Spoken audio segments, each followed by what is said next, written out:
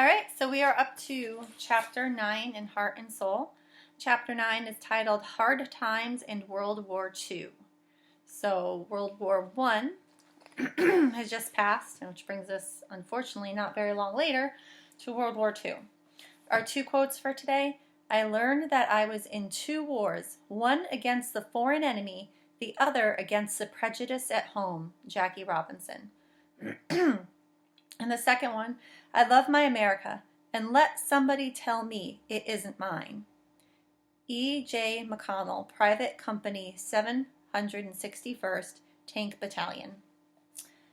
And you have here, it says, Out of Work is the title of this picture.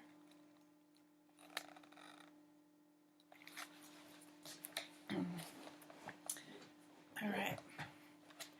My Uncle Jesse had a farm in Alabama with horses, cows, and chickens. He raised cotton and peanuts and also had a little patch of fruit and vegetables.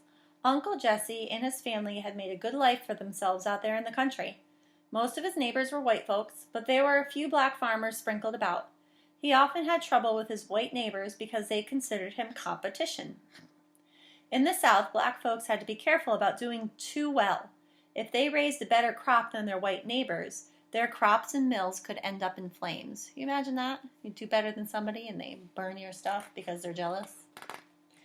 For a spell, there were quite a few black planters in the South, but that changed when the boll weevils came back.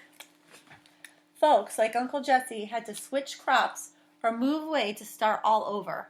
So boll weevils are like a little bug kind of thing that basically ate and destroyed crops all over the South. It made it really hard for farmers.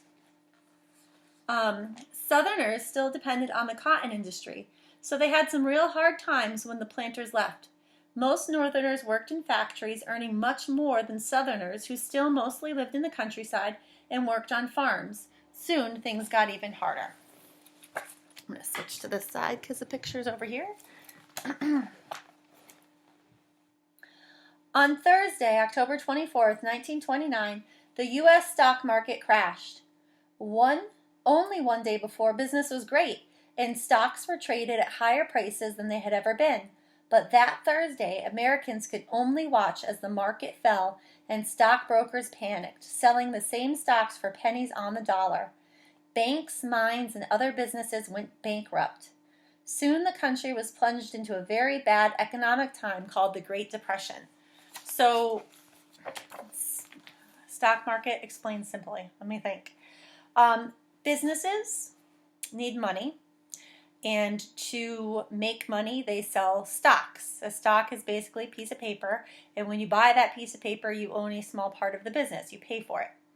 And then the business uses that stock to buy things, make things, sell things, and then they make money. As the business makes more money, you make more money if you bought stock. If the business loses money, you lose money if you buy stock. Usually stocks go up and down normally. What happened is the stock market crashed. Okay? And everybody lost money. The businesses lost money. The people who owned the stock lost money. The banks lost money. It was almost like, I don't even know what to describe it to. But it was like if everybody's savings all of a sudden up and disappeared just in one day. All right, so that's obviously going to cause a lot of problems. It caused problems with the banks, and businesses went bankrupt. When somebody goes bankrupt or something goes bankrupt, that means that you can't pay your bills. You do not have enough money to pay your bills. Or banks don't have the money to lend the people who put money in the banks. So if you had money in the bank might not be able to give you that money back. Millions of people lost every nickel they kept in banks, and many more lost their jobs and their homes. Black folks were hit especially hard. Many were thrown off the land they worked and were forced to live in poverty. So poverty is like when you are extremely poor. Some Southerners were able to keep their jobs because the cost of labor was much less than up north, but their pay fell so low it wasn't enough to live on. Millions of people were scared and hungry. Everywhere there were long food lines, and people in New York who lost their homes set up tents in city parks. To make things worse, there was a drought in the Midwest. Crops dried up and farmers were forced to abandon their land. People looked for help from the government, but the folks on Capitol Hill couldn't do much. The hard times lasted for about 10 years. All the while, Adolf Hitler, the new leader of Germany, who had come to power in 1933, started making trouble in Europe. It was only the beginning of something bigger than anyone could have imagined. So this here picture, this is who they're going to learn about next. This picture is heavyweight boxer Joe Louis Barrow. You can kind of see him there, okay? Just wait a second for the camera to catch up with me. In the late 30s, a young black boxer by the name of Joe Louis fought a German fighter named Max Schmeling. Hitler bragged that Schmeling was going to show the world how Germans were a superior race by winning the fight. Hitler didn't care much for black folks, or anyone else who wasn't blonde and blue-eyed. Louis had lost to that young man 2 years before and hoped to fix things on this go-round. It grew into a really big thing, something closer to a huge political event rather than a boxing match. The eyes of the whole world were fixed on these two young men. When the bell rang, Louis jumped out of his corner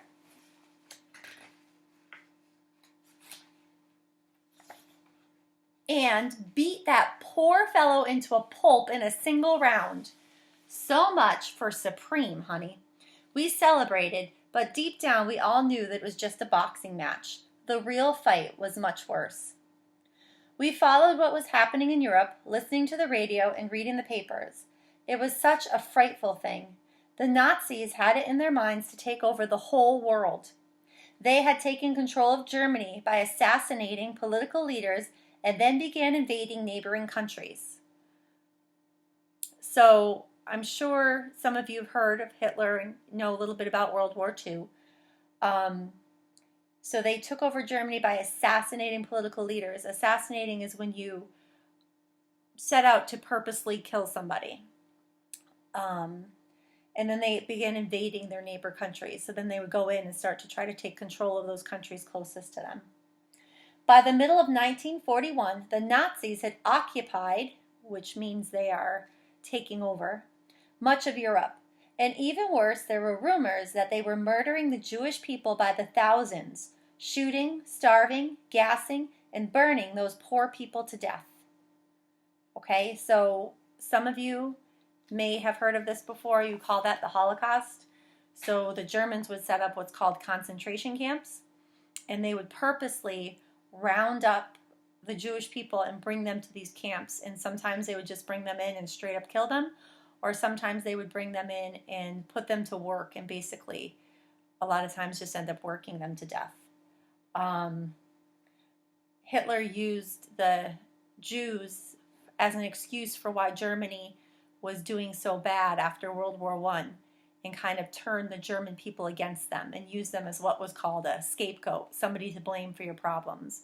And unfortunately, he brainwashed enough people that they were willing to round up and kill the Jews. And even before they did that, they would destroy their businesses, and they made them wear gold stars on their clothes to show they were Jewish, and they treated them differently than everybody else.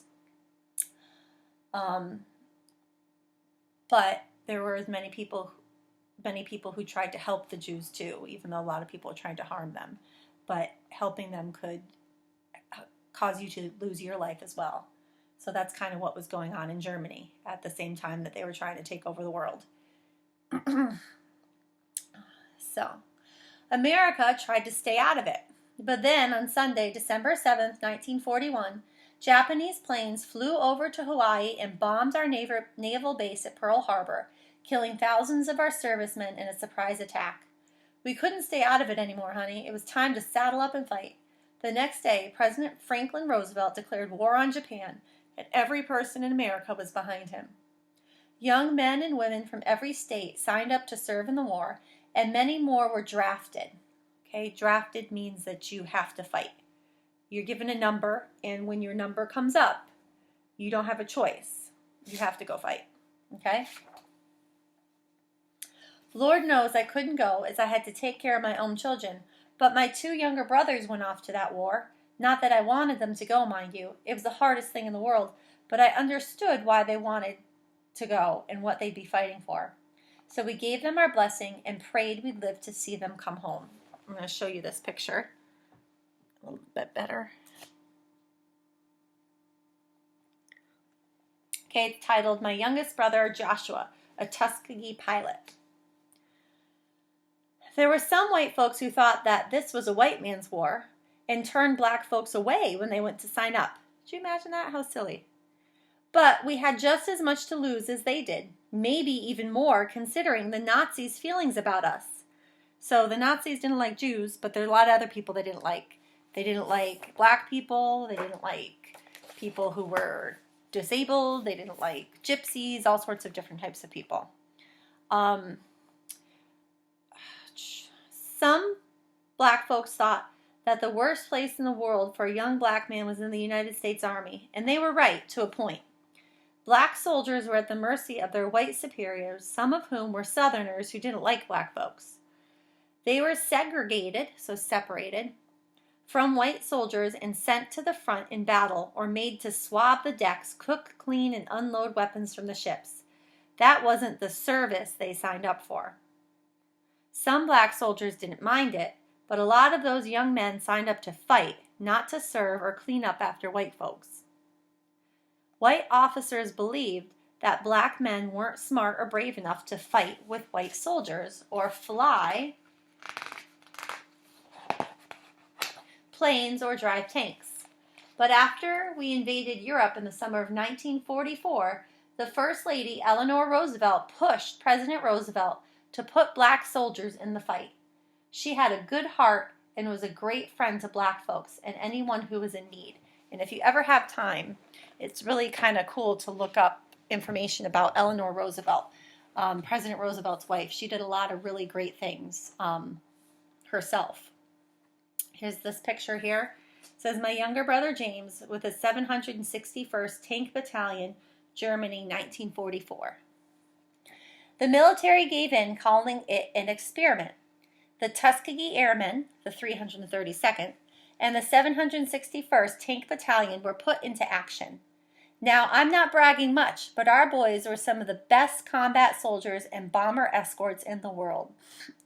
The 332nd pilots had the record for losing the fewest bomber planes in more than 200 missions and were so good at escorting and protecting them, they were especially requested for the job. When most tank battalions lasted only 17 days on the battlefield, the 761st, an all-black unit, fought for 183 days straight, longer than any other battalion in the whole world. They helped win the Battle of the Bulge, and I'm proud to say that both of my brothers were right there with them, giving it to the Germans. But would you believe that after all the fighting they did for the country, the black soldiers were mostly ignored? White units got their medals during the war and were even commended by the president, while our soldiers weren't honored until several decades later. It didn't make sense. We had to go to war for our country and stop racist people from taking over the world, and yet at home, Jim Crow held us in his grip just as tightly as before. And remember, Jim Crow was a name for the unfair laws that separated blacks and whites. When the war was over, both of my brothers returned and saw that nothing had changed. They had been to places like France and England, where black folks were treated just the same as white folks, and came home only to have to sit in the back of the bus. We figured if our soldiers were able to fight and defeat racism overseas, why couldn't we do it here?